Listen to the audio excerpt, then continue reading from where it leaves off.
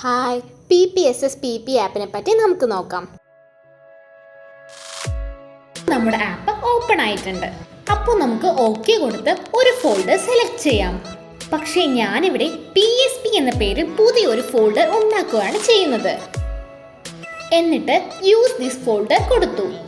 നമ്മൾ ഗെയിംസ് ഒക്കെ കളിക്കുമ്പോൾ സേവ് ചെയ്യാൻ വേണ്ടിയിട്ടാണ് ഈ ഫോൾഡർ ഉപയോഗിക്കുന്നത്. ഞാനിവിടെ ഒരു ഗെയിം ഫയൽ സെലക്ട് ചെയ്ത് അത് എക്സ്ട്രാക്ട് ചെയ്യാൻ പോവുകയാണ്. ഞാൻ എക്സ്ട്രാക്ട് ചെയ്യുന്നത് നമ്മൾ ഉണ്ടാക്കിയ PSP ഫോൾഡറിലെ ഗെയിം എന്ന ഫോൾഡറിലാണ്. ഇനി ഇവിടെ ബ്രൗസ് എന്ന് ക്ലിക്ക് ചെയ്ത് യൂസ് ദിസ് ഫോൾഡർ കൊടുക്കുമ്പോൾ ഇതിനകത്തുള്ള ഗെയിംസ് നമ്മൾക്ക് കാണാൻ പറ്റും.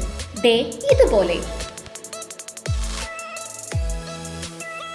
ഞാനിപ്പോൾ ഗെയിം ക്ലിക്ക് ചെയ്യുമ്പോൾ അത് ഓപ്പൺ ആവുന്നുണ്ട്. ഇതിനകത്ത് കുറെ സെറ്റിംഗ്സ് നമ്മൾക്ക് കാണാൻ പറ്റും.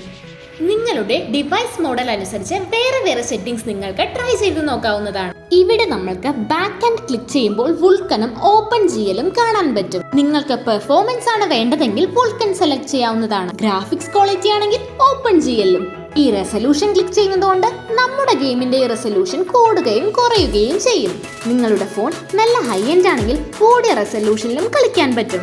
ഇനി നിങ്ങൾ ലോ എൻഡ് ഡിവൈസ് ആണ് യൂസ് ചെയ്യുന്നതെങ്കിൽ നല്ലോണം റെസൊല്യൂഷൻ കുറച്ച് കളിക്കാവുന്നതാണ്. ലോ എൻഡ് ഡിവൈസിൽ ഗെയിം കളിക്കുമ്പോൾ അത് പലപ്പോഴായിട്ട് സ്ലോ ആയിട്ട് ഫീൽ ചെയ്യാറുണ്ട്. അപ്പോൾ നമുക്ക് FPS ഇതിൽ സ്കിപ്പ് ചെയ്യാം. അത്രയൊക്കെ ഉള്ളൂ ഇതിലെ ഗ്രാഫിക്സ് സെറ്റിംഗ്സ്. നിങ്ങളുടെ ഫോണിന് പറ്റിയ ബെസ്റ്റ് സെറ്റിംഗ്സ് തന്നെയായിരിക്കും ആപ്പ് ഓൾറെഡി ഇതിൽ തന്നിട്ടുണ്ടായിരിക്കുക. അപ്പോൾ അതിലധികം ചേഞ്ച് നിങ്ങൾ വരുത്താൻ നിൽക്കണ്ട.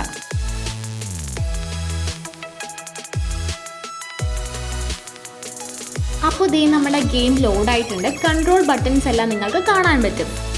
ഈ ഗെയിം നിങ്ങൾക്ക് എല്ലാവർക്കും അറിയാവുന്ന PSP എന്ന ഹാൻഡ് ഹെൽഡ് കൺസോളിന് വേണ്ടി റിലീസായതാണ്. അതുകൊണ്ട് തന്നെ അതിൻ്റെ ബട്ടൺ ലേഔട്ടാണ് ഇതിൽ കൊടുത്തിട്ടുള്ളത്. ഈ PPSSPP emulator one of the best optimised emulator ആണ്. അതുകൊണ്ട് തന്നെ ഇത് ഓൾമോസ്റ്റ് എല്ലാ ആൻഡ്രോയിഡ് ഫോണിലും വർക്കാവും. കൺസോൾ ഗെയിംസ് നമ്മുടെ ഫോണിൽ കളിക്കുമ്പോൾ ഒരു കൺട്രോളർ യൂസ് ചെയ്ത് കളിക്കുന്നതായിരിക്കും ഏറ്റവും ബെസ്റ്റ്. അപ്പോൾ ഞാൻ എപ്പോഴും കൺട്രോളർ യൂസ് ചെയ്തിട്ടാണ് ഈ ഗെയിംസ് ഒക്കെ കളിക്കാറ്. അപ്പോൾ നമ്മുടെ സെറ്റിംഗ്സിൽ ഇവിടെ വരുമ്പോൾ ഓഡിയോൻ്റെ മുകളിലായി കൺട്രോൾസ് എന്ന് കാണാൻ പറ്റും. ഇവിടെ നമുക്ക് കൺട്രോൾ മാപ്പിംഗ് സെലക്ട് ചെയ്താൽ കൺട്രോൾ സെറ്റിംഗ്സ് വരും. ഇവിടെ നമുക്ക് PSPയുടെ ഒരു ഫോട്ടോ കാണാൻ പറ്റും. ഞാൻ എൻ്റെ ഈ കൺട്രോളർ വെച്ചാണ് മാപ്പ് ചെയ്യാൻ പോകുന്നത്. അപ്പോൾ നമുക്ക് സ്ക്രീനിൽ കാണുന്ന ഓരോ ബട്ടൺസായി ക്ലിക്ക് ചെയ്ത് അതിൻ്റെ സെയിം കൺട്രോളർ വരുന്ന ബട്ടണും ക്ലിക്ക് ചെയ്ത് മാപ്പ് ചെയ്യാം. ഞാനിവിടെ ഓരോന്നായി മാപ്പ് ചെയ്തുകൊണ്ടിരിക്കുകയാണ്. അപ്പോൾ നമ്മൾ ഓരോ ബട്ടണും ഇതുപോലെ മാപ്പ് ചെയ്ത് കഴിയുമ്പോൾ ഇതുപോലെ സ്ക്രീനിൽ തൊടാതെ നമ്മൾക്ക് ഗെയിം കളിക്കാൻ പറ്റും. ഇപ്പം നിങ്ങൾക്ക് ഇവിടെ കാണാൻ പറ്റും എൻ്റെ കൺട്രോളർ ഞാൻ മൂവ് ചെയ്യുന്ന അനുസരിച്ച് ആ ക്യാരക്ടർ മൂവ് ആവുന്നുണ്ട്. ഇങ്ങനെ ചെയ്യുന്നത് കൊണ്ട് നമുക്ക് ഈസിയായി ഫോൺ ദൂരെ വെച്ചുകൊണ്ട് തന്നെ എൻജോയ് ചെയ്ത് ഗെയിം കളിക്കാൻ പറ്റും. ഞാൻ കുറച്ച് ബെസ്റ്റ് ബഡ്ജറ്റ് ഫ്രണ്ട്ലി കൺട്രോളേഴ്സിൻ്റെ വീഡിയോ ആദ്യം ചെയ്തിട്ടുണ്ട്. അതിൻ്റെ ലിങ്ക്സ് ഒക്കെ ഞാൻ താഴെ കൊടുത്തേക്കാം. ഇനി നമുക്ക് മൾട്ടിപ്ലെയർ കണക്ഷൻ എങ്ങനെ ചെയ്യാമെന്ന് നോക്കാം.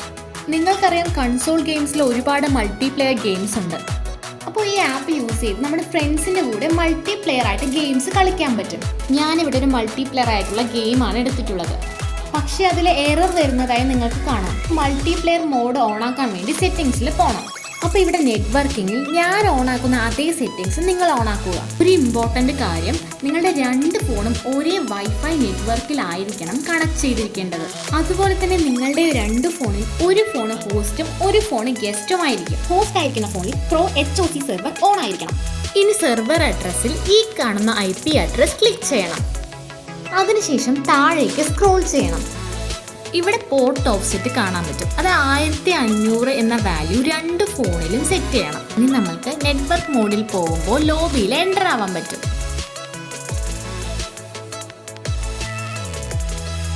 ഇനി രണ്ടാമത്തെ ഫോണിൽ സെയിം സെറ്റിംഗ്സും സെയിം IP അഡ്രസ്സും സെറ്റ് ചെയ്യണം.